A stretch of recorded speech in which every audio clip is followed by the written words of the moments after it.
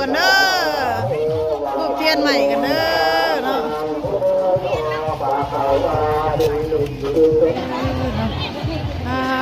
น้องมะนาวกับอันนั้นเพิ่นเนาะโดตึกกับสามีเพิ่นใช้ตักได้หรอโดยมาขอบใจเด้อลาที่ทานครั้งแน่บัดนี้แล้วจากเมื่อเพื่อนเลยว่ามันนั่งกันด้วยนอนด้วยให้ไปเห็นนะแมนก่อนสิปักทูบต้องอธิษฐานก่อนสามีของน้องอันวัดเด้อวันนี้พี่น้องเนาะเพราะว่าได้เรียนออกพรรษาวันนี้พี่น้องเลยโอ้ยคนกันละ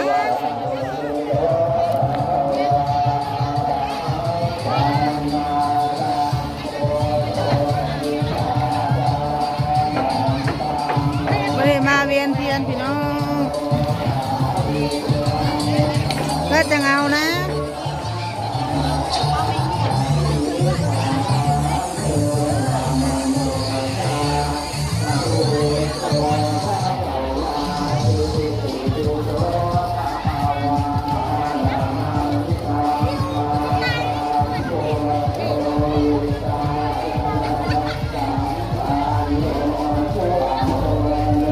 ยับมาพี่บอลกันแล้วลูกโมไทยกันแล้วโอ๊ตมันบึ้งแม่เท่านี้ดิหมดโอ้ดอกบอลคนได้เนาะ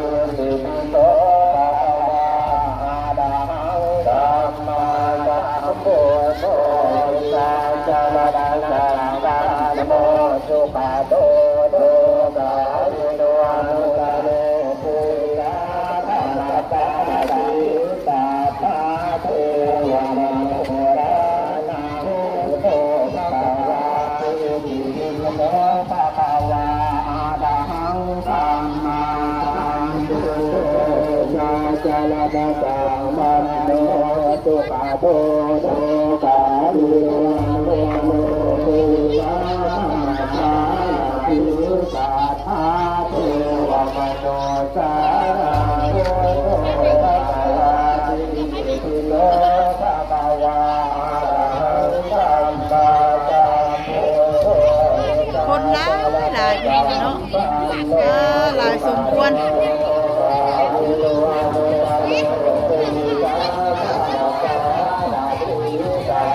วงไพ่จูดกันนะลูกวงไพ่จูดกันเลย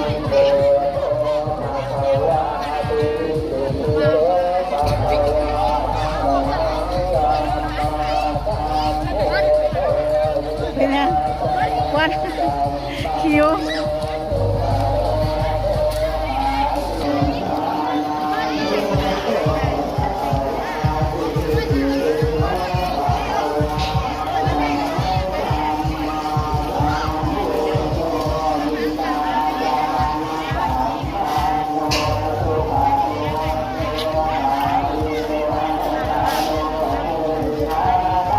ชีมันต้องรอบในเรื่องบคิวไปไหน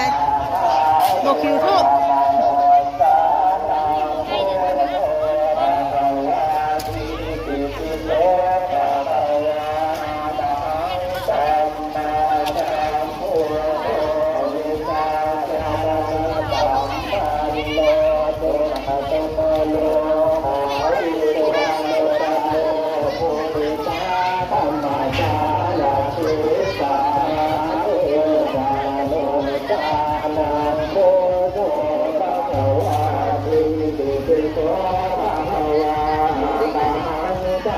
บ้าคนกับลายสมควรพี่น้องเอ้ยพี่น้อง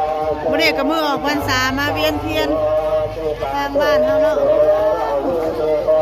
คนจุกันเลยคนนี่เนาะเพราะว่าจนนาคุ้มกันเลย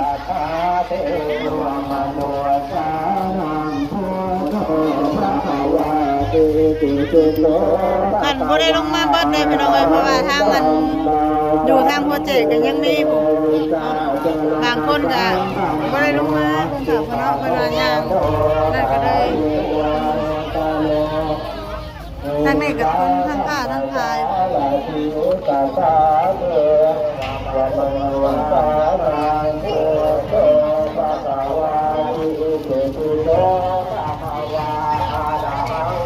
เฮาก็สิออกมาอยู่นี่ก่อนบัดนี้พี่น้องเนาะ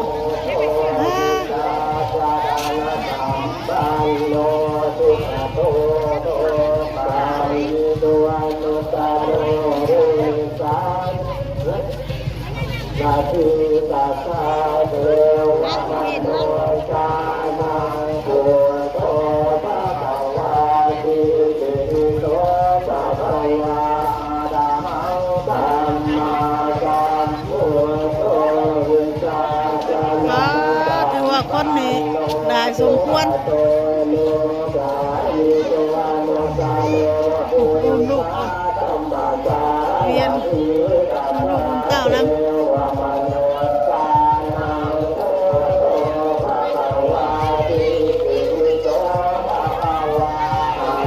คนหลายแล้วพี่น้องเอ้ยคนเรียนคนนี้เฮ้ยยาคูคนพานพาหอบเนาะจนว่าจุกันกับอันคนเวียนเทียนด้วยพี่น้องเอ้ยหน่อยดื้อได้คุณเนาะอันนี้ยาคูคนทางไรนี่ทางคนนั่นว่าเรียนป้าพี่น้องเนาะคุยจุกันเลยเจ้าก็ไปก่อนยาคูนะ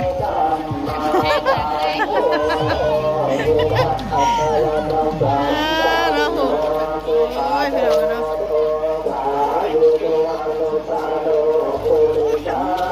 เบิ่งเทียนนั่นน่ะจุกันเด้อรูปเทียนใหม่กันเด้อเนาะ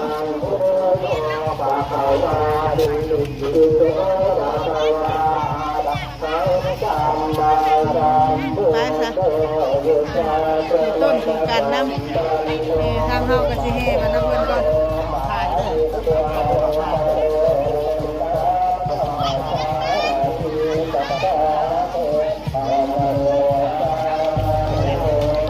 เสียงก็อุ่นๆเด้อพี่น้องกันเนาะเสียงเทศเสียงยางเพื่อนนี่แหละขอโทษขออภัยนำ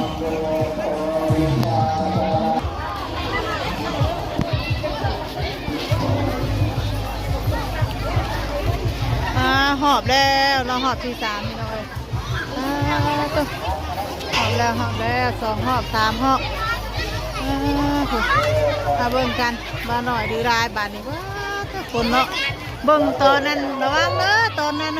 เขาจูดทุกระวังทุกจูดกันเด้อบาทนี้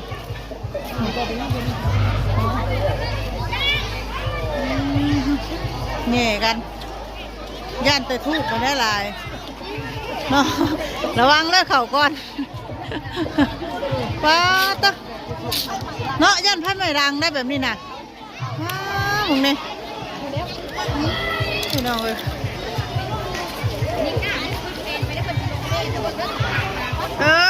สักหน่อยก็ประกาศบ่ประกาศกับใครดอกเจริญวัดนี่คนกันยังหลายเนาะผู้แสบผู้สาวน้อยผู้เฒ่ามาเบิดทุกคนพี่น้องเลยใส่กระมาเทียนออกพรรษา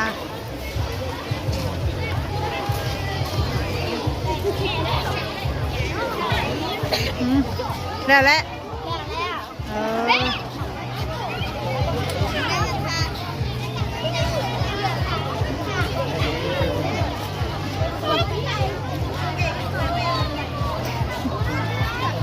โอ้ยเนาะตื่นหลังจากแต่ช่วงโดยคณะกรรมการยังจะเข้าคนเข้าไปได้ที่นั่นเลยขอประจำคือบ้านอย่างไรก็ไหวคณะกรรมการจะเป็นนักวิชาจังไปหาเที่ยวอันนี้ก็เป็นคนเป็นเสือว่ากันนะเนาะลงมาเยอะๆแล้วการที่เราเล่าความโบราณคณะกรรมการจะพอนจะพาเพื่อนจะพาได้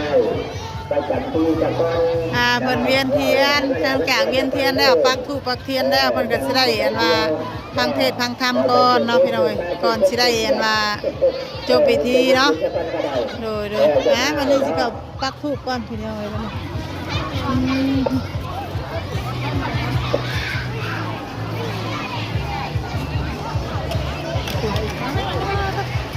ระวัง างไฟกันเด้อ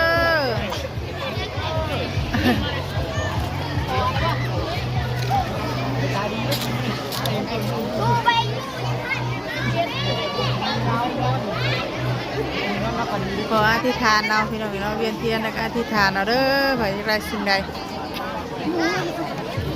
ไปจูดกันกันนี้ทางนี้ จูดไปแล้ว ไปจูดกันแล้วพี่น้องเอ้ย สาราผูกพี่น้องผู้ดึกว่าตึกสไลด์ฝากมือในบาทนึงเขาจุดถูกกว่าแบบนี้เนาะน้องมะนาวกับอันนั้นเพิ่นเนาะโดตึกกับสามีเพิ่น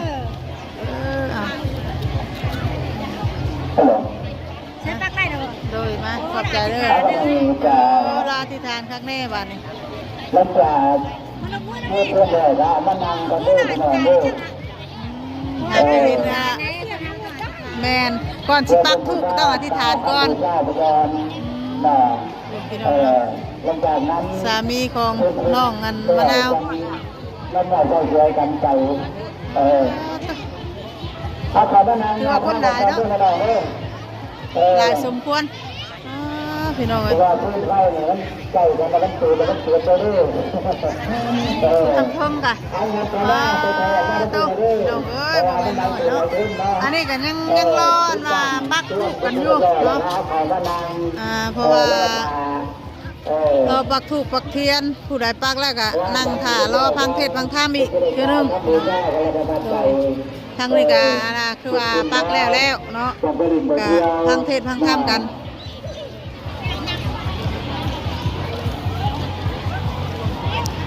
อัน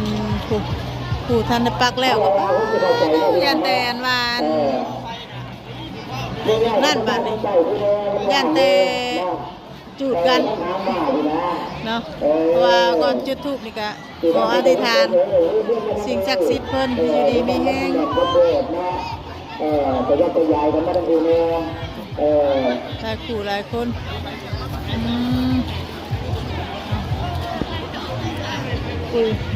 อุ้ย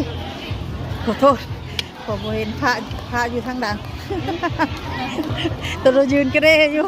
เดี๋ยวมาเบิ่งนะแม่คนนั่งมุกอยู่โมเห็นเลยมอแต่ยืนโอ้ยบุกวันเตะบันเนาะมอแต่ยืนโมเห็นยาคูมันอยู่ทางหลังไม่ได้เนาะมันนี่ก็ต้องรออันพวกผู้เสพผู้สาวเพิ่นไม่แต่อยากไปว่าจุดน้ำลังหรอกเนาะว่าเป็นบริการดียังอยู่เนาะยังบ่เบิดคอยถ้าว่างได้ก็มานั่งรอว่าฟังเทศน์ฟังธรรม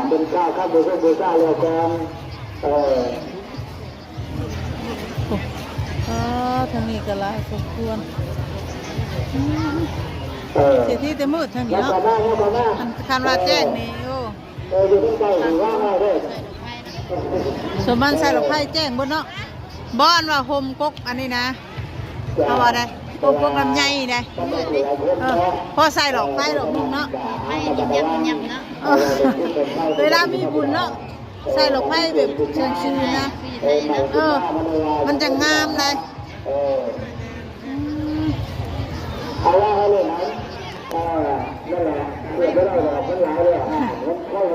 ดูอะไรอยู่แล้วลูกประมาณลูกแสบสาวพี่น้องเรามีแต่ผู้งามแต่ผู้งาม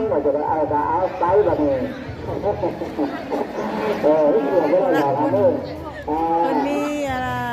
กองบุญกองบุญซ่ากองนึงเนาะอยู่ทางวัดบ้านเราถ้ามันเกิดอะไรเขาเนาะดูเรื่องไปทั้งมันหนักเนื้อคุณนะก็ทราบกันนะแต่ว่าท่านผู้อาจารย์เป็นกำลังล่อหลงเกิดไปแล้วนี่ทำแบบใจในตัวเราเราได้มาดูข่าวตัวเองมาเป็นอะไรแต่เป็นก็จะเสียจากหน้าแบบเดียวพบนั่งกับพระไม่ดูหน้าจะทำเรื่องกันนี่เลย โอ้ยาคูเพิ่นอยู่ทางหลังยาคูเพิ่นอยู่ทางหลังบ่เห็นกินมาพี่น้องมาฟังเทศน์ฟังธรรมน้ำกันต่อบัดนี้เนาะเพราะว่า สัมมาสัมพุทธัสสะพุทธัสสะนะโมตัสสะนะโมตัสสะภะคะวะโตภะคะวะโตอะระหะโตอะระหะโตสัมมาสัมพุทธัสสะพุทธัสสะนะโมตัสสะโมตัสสะภะคะวะโตภะคะวะโตอะระหะโตเนาะพี่น้องเอ้ย โอ้วังวาญาติพี่น้องเนาะพี่ดาพี่น้องเนาะเป็นลูกหลานเนาะ โดยบ้านนี้ก็สิจบพี่น้องเนาะการแห่เทียนเวียนเทียนออกพรรษาเนาะปีนี้พี่น้องเนาะเวียนเทียนออกพรรษาปี2025พี่น้องเอ้ยเนาะเนี่ยผู้คนก็หลายสมควรมื้อนี้เนาะถือว่าแม่ก็ลงมาเป็นเทียนเวียนเทียนออกพรรษาหลายคนมาบ่เอาบุญเอาศีลนำกันพี่น้องเอ้ยเนาะก็ว่าไปเลยเนาะมาเอาบุญเอาศีลวันนี้ก็ญาคูเพิ่นก็สิขึ้นไหว้พระรับศีลบาดนี้เนาะทางเฮาก็สิได้ขึ้นไหว้พระรับศีลมาเพิ่นก่อนพี่น้องเอ้ยเฮ้ยฟ้าต้องไปเบิ่งเด้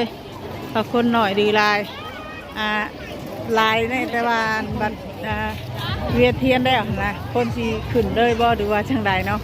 โอ้ยโอเคสำหรับพี่น้องเนาะสำหรับคลิปนี้ก็สิประมาณนี้เด้อเนาะขอบคุณที่เข้ามาส่งสักแค่ต้นจนบ่จบแล้วก็บ่คำโฆษณาเนาะโดยสำหรับคลิปนี้ไปแล้วพี่น้องเนาะเวียนเทียนเฮาก็แล้วเรียบร้อยแล้วก็สิได้จบคลิปลงเลยพี่น้องเนาะโดยสบายดีเบิดทุกคนเด้อ